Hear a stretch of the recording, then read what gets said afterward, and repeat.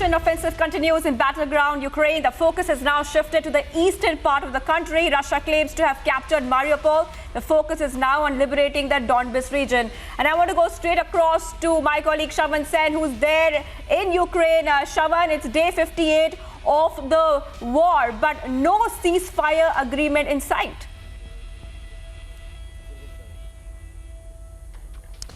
Well, in fact, Shivangi, before I answer your question about what's the real situation right now on the ground, let me just quickly take our viewers from the very place where we are broadcasting right now. What you see behind me is the 4th Guards Tank Division. Now, this happens to be Russian Federation's elite troops that had entered the city of Kyiv.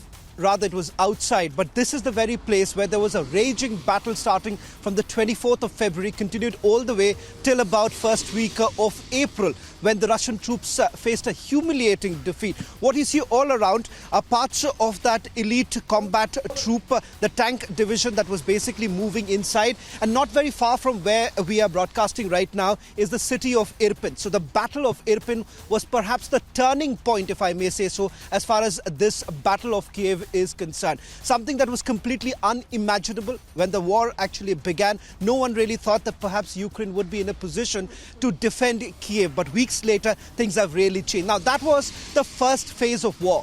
What we are looking at is a protracted second phase of war, where it is completely turned into the eastern side, the Donbas region, where the challenges right now for the Ukrainians appear to be far more than what it was in the first phase of the war.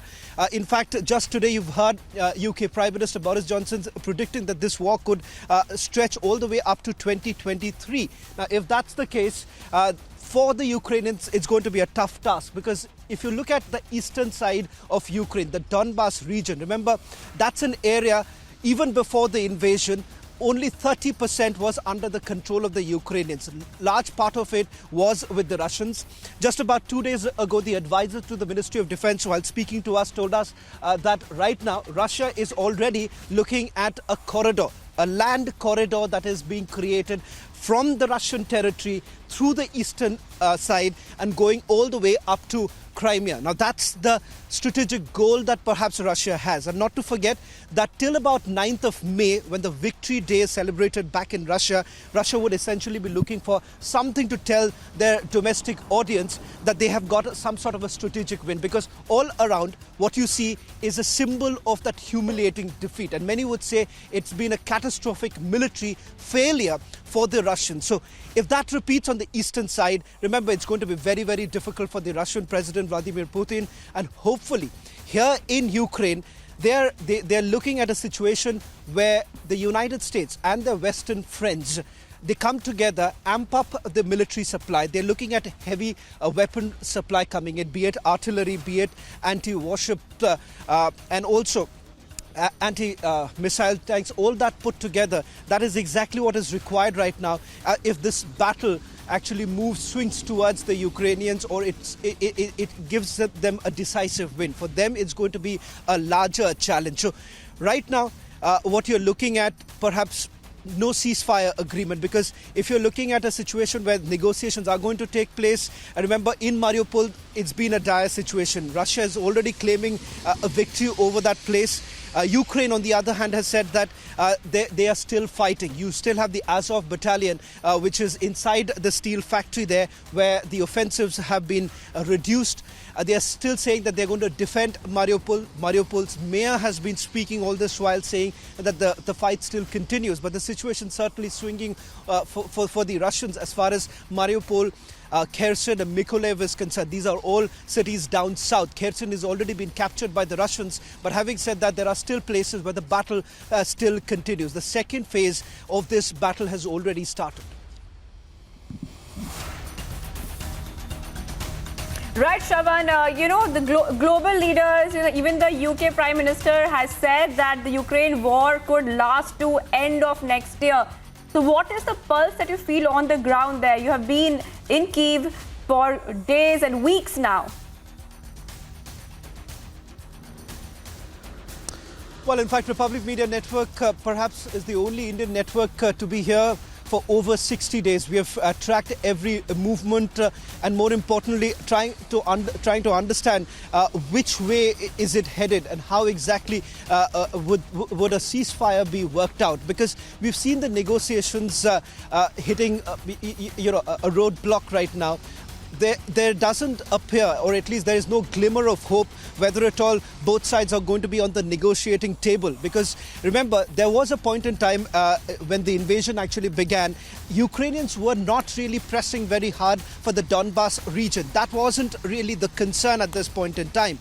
But there appears to be a change in tactic. There appears to be a change in the tone and tenor as far as the Ukrainian authorities are concerned. They are still saying that they are looking forward to protecting their territorial integrity and territorial sovereignty, be it in the Donbas region, also in Donetsk and Luhansk. Remember, the Russians have taken full control of those very areas, the areas which were earlier being backed by the separatists. Now you have the Russian troops actually entering way inside those very areas, be it the LPR or, for that matter, DPR.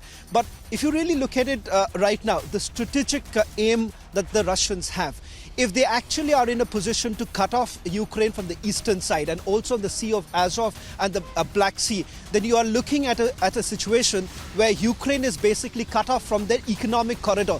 The 60 to 70% of the imports and exports actually happens through that very route. So it's going to have a larger repercussion, and that is the reason why today Ukraine's president has been making innumerable appeals to the Western nations that if they want Ukraine to win this war, if they want peace to be given a chance, then they need to win this war, and that can only be possible if their demands are met. Their demands are very simple. They are saying that they need heavy weapons to fight this entire battle. That's been the biggest challenge right now. They need air defense missiles. They need more of artillery. They need more of missiles so that they can continue with this combat. And that's where the challenge lies at this point in time, because the first phase of war was a war that was fought by the Ukrainians using Soviet-era weapons, be it these tanks, the T-72, T-80 tanks, or for that matter, the S-300s that were also brought in. But the situation has changed right now, and that's the reason why in an interview to Republic Media Network, the advisor, the strategist in the Ministry of Defense, categorically pointed out that they right now need NATO weapons. They need weapons from their NATO partners. That is very, very crucial, and that is going to decide the future of this battle. Well, thank you, Shravan, for getting us all those details live from Kyiv, Ukraine. Our correspondent Shravan Sen has been there, and he has seen the war from the ground and getting you the pulse of the Russia-Ukraine war as it enters day 58.